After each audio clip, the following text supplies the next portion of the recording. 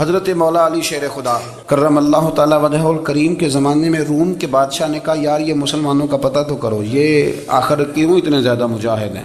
اس زمانے میں جاسوس بھیجنے کا مزاج تھا، اب تو جاسوس پکڑا جاتا ہے، اب تو جاسوس اور جاسوسی کا شوق ویسے آج بھی ہے۔ عرض کروں تھوڑی سی بات اس عنوان سے، پتہ کیا ہمارا مسئلہ ہے؟ ہم جہاں جاتے ہیں نا وہاں تھوڑی خوشبو سونگھنے کی کوشش کرتے ہیں، وہ کیا ہے تو یہ کیا ہے تو ادھر کیا ہے تو تھوڑا سا ادھر کیا ہے۔ میرے رسول پاک پڑھیے درود شریف، سارے پڑھیے ذرا زور سے، صلی اللہ تعالی۔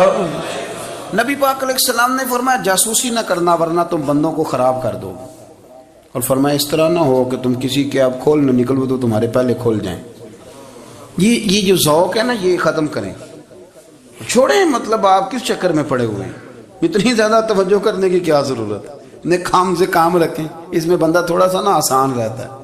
یہ جو بہت زیادہ ٹٹولنے والے لوگ ہوتے ہیں نا وہ بیچارے پھر عمر ٹٹولتے ہی گزار دیتے ہیں، اس لیے کہ مزاج ہی بہت پکا ہے، بوری کا منہ کھول کے اندر تک ہاتھ ڈالنا، تو پھر کئی دفعہ سامنے سے بچھو بھی لڑ جاتا ہے، خرابی ہوتی ہے۔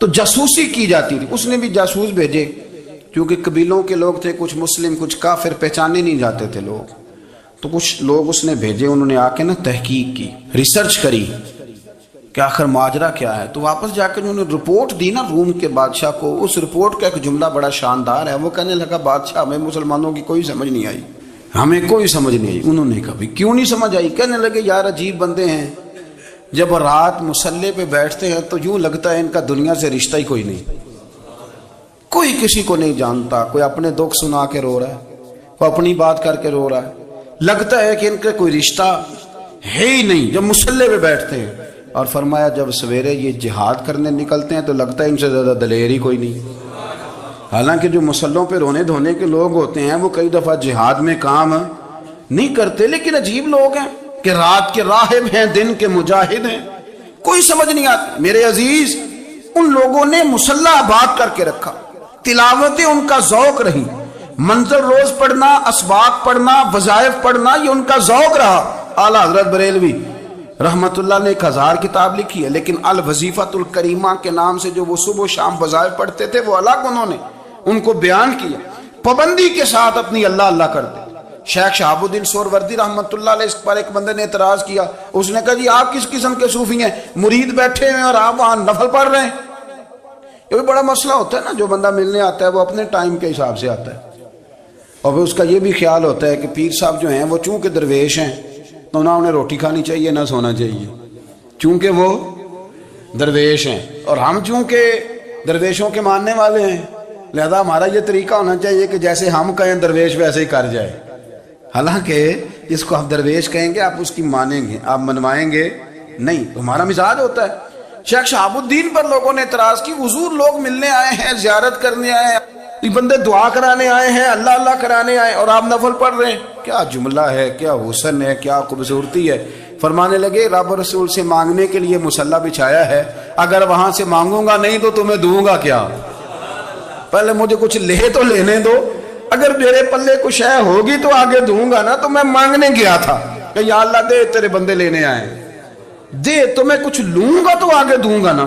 لیکن ہمارا یہ سٹیٹس، یہ مزاج، یہ شعور نہیں ہے، گپیں، کہانیاں، داستانیں، گفتگو، خطابت، واز، کیا بات۔ 3 حدیثیں ابن ماجہ کی، حضرت عبداللہ رضی اللہ تعالیٰ عنہ فرماتے ہیں میں نبی پاک صلی اللہ علیہ وسلم کی بارگاہ میں آیا تو حضور نے فرمایا کہ کسی بھی بیماری کے جب تم شکار ہو جاؤ نا تو قرآن مجید کا دامن تھام لینا، اللہ تمہیں شفا عطا فرمائے۔ قرآن پاک میں شفا ہے، خود قرآن نے کہا وَنُنَزِّلُ مِنَ الْقُرْآنِ مَا هُوَ شِفَاءٌ وَرَحْمَةٌ لِّلْمُؤْمِنِينَ۔ قرآن میں شفا ہے۔ دوسری حدیث نبی پاک صلی اللہ تعالی علیہ وسلم نے صحابی سے فرمایا اس طرح کرو، قرآن مجید اور شہد کو لازم پکڑ لو۔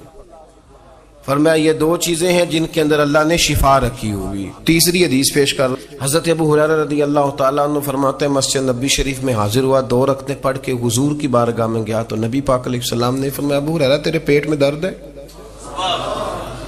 میں نے بتایا نہیں، عرض نہیں کرنا پڑا، تیرے پیٹ میں درد ہے؟ میں نے کہا حضور تکلیف میں ہوں، تو حضور نے فرمایا نماز پڑھ۔ فرمایا جب بندہ نماز پڑھتا ہے تو رب اسے شفا عطا فرماتا ہے۔ تو شہد میں شفا ہے، قرآن پاک کی تلاوت میں شفا ہے، اور نماز میں نماز پڑھیں اور خوب پڑھیں، اور گھر میں بھی پڑھیں اور مسجد میں بھی پڑھیں، خوب پڑھیں۔ نبی پاک علیہ السلام تو ہر آفت کے وقت نماز ہی پڑھتے۔ سورج گرہن ہو جاتا تو حضور نماز کی نیت باندھ لیتے، چاند گرہن ہو جاتا تو نماز کی نیت باندھ لیتے، بارش نہیں ہوتی تو نماز شروع کر دیتے، بارشیں زیادہ ہو جاتی تو حضور پھر نماز شروع فرما دیتے۔ ہر موقع پر سرکار نماز پڑھتے۔ نماز کی طرف رجحان پیدا کریں، شوق پیدا کریں، قرآن پاک کی تلاوت کریں۔ گھروں میں جب قرآن پڑھا جائے گا تو بیماریاں دوڑ جائیں گی۔ میرے نبی کریم علیہ السلام نے مصلی سے دل لگانے کا درس دیا، حضور نے توجہ دلائی۔ صحابہ اس ذوق کے حامل لوگ تھے، وہ کوشش کرتے تھے۔ جناب صدیق اکبر رضی اللہ تعالیٰ عنہ کا عبادت کا مزاج ہمیشہ قائم رہا۔ حضرت عمر فاروق ساری رات اللہ کے حضور کھڑے رہے۔ حضرت عثمان غنی رضی اللہ تعالیٰ عنہ عشاء کی نماز پڑھ کے 2 رکعتوں کی نیت باندھتے تھے، 15 سپارے پہلی رکعت میں پڑھ دیتے اور 15 سپارے قرآن مجید کے دوسری رکعت میں پڑھ دیتے۔ آپ نے نا حضرت عمر فاروق کے وصال کے بعد ان کی ایک بیوہ سے نکاح کیا، حضرت عثمان غنی نے نکاح کیا۔ وہ خاتون آپ کے نکاح میں آئیں تو عرض کرنے لگی، امیر المومنین میرے لیے اعزاز تو بہت ہے کہ میں امیر المومنین کی بیوہ تھی تو امیر المومنین کی منکوحہ ہو گئی ہوں، لیکن حضور نہ تو میں جوان ہوں کہ میرے اندر رغبت ہوتی اور نہ میں اب اس قابل ہوں کہ کوئی خدمت کر سکوں، میرے ساتھ نکاح کی وجہ کیا بنی؟ تو عثمان غنی رو پڑے، فرمانے لگے میں نے عمر فاروق کو مسجد میں اپنے رب سے ڈرتے ہوئے دیکھا ہے، میں نے اسے روتے ہوئے دیکھا ہے، عدل کرتے دیکھا ہے، انصاف کرتے دیکھا ہے، امت کی خیر خواہی کرتے دیکھا ہے۔ تمہارے ساتھ نکاح اس لیے کیا ہے کہ تم مجھے یہ بتاؤ کہ عمر فاروق گھر کے اندر اپنے رب کو کیسے راضی کرتے تھے، گھر کے اندر کیسے راضی کرتے تھے، وہ طریقے بتلاؤ، تم بتاتی جانا اور میں بھی اسی طرح گھر میں عبادت کروں۔ میرے رسول کریم علیہ السلام نے ارشاد فرمایا، حضور فرمانے لگے جس گھر میں اللہ کا ذکر ہوتا ہے وہ گھر زندوں کا ہے، اور جس گھر میں رب کریم کا ذکر نہیں ہوتا وہ گھر زندوں کا نہیں ہے۔ گھر نا ہم نا کتابوں میں پڑھتے ہیں کہ ایک بزرگ کہتے ہیں، حضرت فضیل بن ایاز کہتے ہیں کہ میں ایک گلی سے گزر رہا تھا تو گھر کے اندر کسی قاری صاحب نے قرآن کی آیت پڑھ دی، ولی من خاف مقام ربہ جنتان، میں تے میرے کانوں سے ٹکرائی تو اللہ نے میری کایا ہی پلٹ دی، میں توبہ کر گیا۔ اب گھر کے اندر سے آواز آئے تو صحیح نہ تلاوت کی، پر اندر سے آواز آتی نہیں، یا ڈیک بجنے کی آواز آتی ہے، یا ٹی وی چلنے کی آواز آتی ہے، یا دھوم مچانے کی آواز آتی ہے۔ عبادت کا وہ جو خاص شوق تھا، وہ جو حسن تھا، وہ جو توانائی تھی، وہ جو بات تھی۔ ایک جگہ پہ ہم بیٹھے تھے تو وہاں ایک صاحب آئے اور انہوں نے آتے ہی کہا کہ مہربانی کریں ذرا مجھے مصلی دے دیں، میرے نہ کچھ نفل رہ گئے۔ تو میں نے وضو کر لیا تو کوئی مصلی مل جائے، مصلی انہیں دے دیا گیا، وہ مصلی لے کے چلے گئے تو پیچھے ایک صاحب نے تبصرہ کیا، کہنے نے کتنا ریاکار بندہ ہے، لوگوں کو دکھا رہا ہے کہ میں نفل پڑھتا ہوں، ہے کوئی بات کرنے والی؟ میں نے اسے کہا تو مہربانی کرنا، اس طرح کی ریاکاری تو بھی کر، پکڑ مصلی اور جا تو بھی تھوڑی ریاکاری کر کے آ، اٹھ ذرا، شکر کر کوئی یہ ریاکار بھی ملا ہے، کوئی نفل پڑھ کے ریاکاری کر رہا ہے۔ اللہ کا میں کہتا ہوں کو پڑھے تو صحیح نہیں یار، یہ کوئی دور ہے نفل پڑھنے کا؟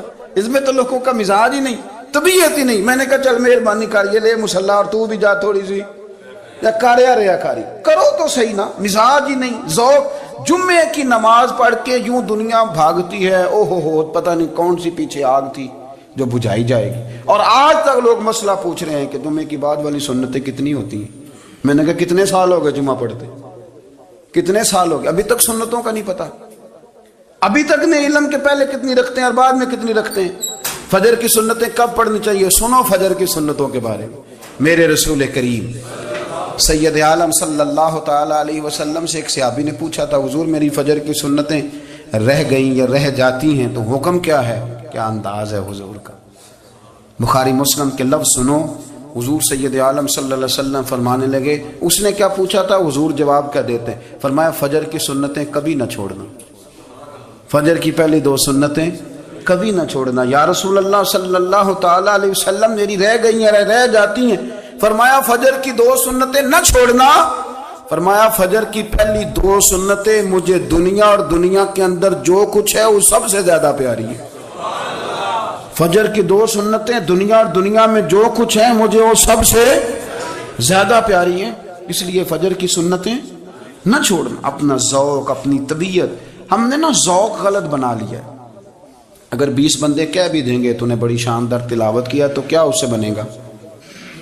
100 بندہ کہہ بھی دے تیری کیا بات ہے، کیا بات ہے نعت خاں کی، کیا بات ہے علامہ صاحب کی، پیر صاحب کی، پیر مہر علی شاہ صاحب رحمت اللہ علیہ. آپ تشریف فرما تھے تو آپ کے ایک ہی بیٹے بابو جی جن کو کہا جاتا ہے،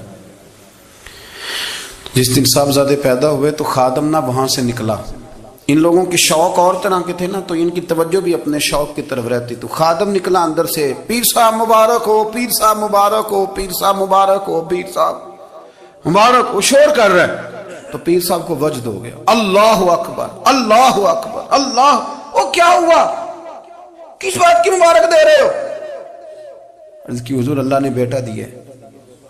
تو آپ فرمانے لگے اچھا حضور آپ کیا ہوا، آپ تو پریشان ہو گئے. فرمانے لگے جب تو نے 3 دفعہ کہا نا مہر علی کو مبارک ہو تو میں سمجھا تھا شاید تجھے کسی نے بتا دیا ہے کہ مہر علی سے اللہ راضی ہو گیا.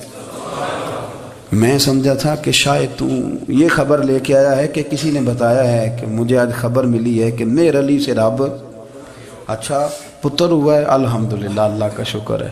پر میرے لیے مبارک کا دن وہ ہوگا جب میرا رب کہے گا کہ میں مہر علی سے راضی ہوں. میرے محبوب کہیں گے کہ میں مہر علی سے. آپ بات کو سمجھیں. شوق ہی کسی اور طرف تھا، دل ہی کہیں اور لگا ہوا تھا، طبیعت ہی کہیں اور مائل تھی. کوئی وظیفہ پوچھتے تھے تو پڑھتے تھے وہ لوگ، کچھ اللہ اللہ انہیں بتائی جاتی تھی تو کرنے کا ذوق رکھتے تھے، طبیعت تھی، قائل تھے. حضرت ربیع کہتے ہیں میں بڑی دور سے سفر کر کے گیا حضرت اویس کرنی سے ملنے، بڑی دور سے. اور جب میں پہنچا تو فجر کا وقت تھا. تو حضرت اویس کرنی کو میں نے پا لیا. تو وہ نماز پڑھ کے نا قرآن شریف لے کے بیٹھ گئے. فرماتے ہیں اشراق چاشت کا وقت ہوا تو نفلوں کی نیت باندھ لی. محدث ابن الجوزی نے لکھا ہے، فرماتے ہیں پھر جب زوال کا وقت ہوا تو مسجد میں جھاڑو دینے لگ گئے. زور کی نماز پڑھ کے تو عصر کی تیاری تک وہ مسجد میں بیٹھے رہے. اور میرے نبی پاک علیہ السلام نے فرمایا جو نماز کے انتظار میں